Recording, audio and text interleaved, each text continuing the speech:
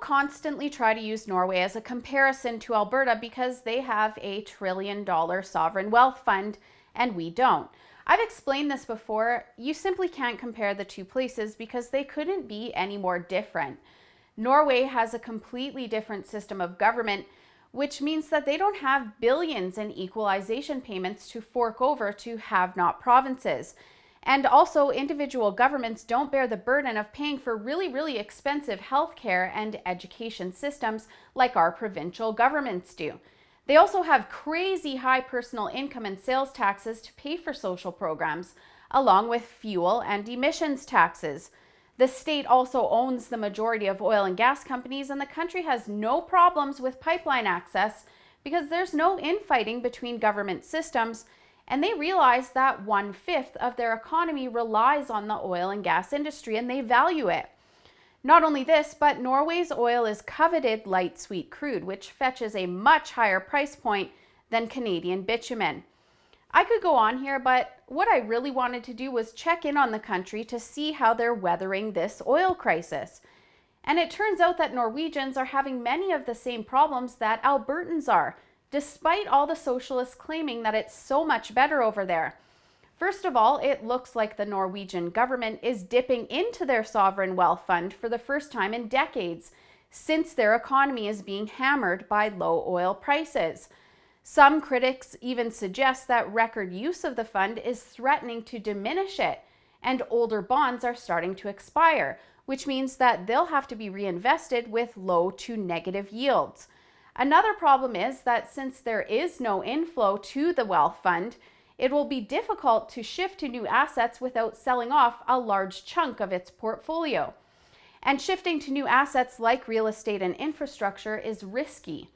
Although the Norwegian government is below its limit of spending 4% of the wealth fund yearly, there's no telling how much more that they'll have to rely on the fund to weather this crisis out. I'm not saying that they're going to drain this fund anytime soon, but their dipping into it shows that the socialist dream of happiness ponies, rainbows and butterflies isn't a reality. And that's not all. The country is facing very similar issues when compared with Alberta, but just at a lower rate. Although 3 to 4 major projects have been confirmed in the country, the number of exploration wells remains cautious. Housing prices have also fallen in major oil regions like Stavanger that has seen an 8% decrease in market prices. The unemployment rate has now increased to 4.8%, leaving 135,000 out of work. And the crisis center in that city has seen an increase of 21% in domestic violence reports.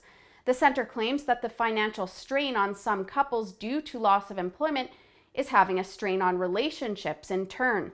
Although laid-off workers can receive a maximum of $42,000 US under the country's employment insurance benefits, the majority are only receiving about $15,700. Sounds familiar, doesn't it?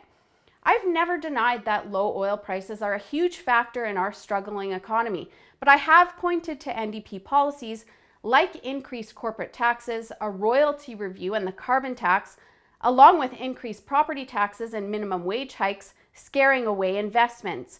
These are the reasons why Alberta isn't faring as well amidst this economic downturn as other major oil-producing countries.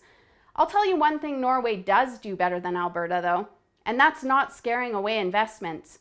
They know that oil and gas production is a vital asset to their economy and welcome business.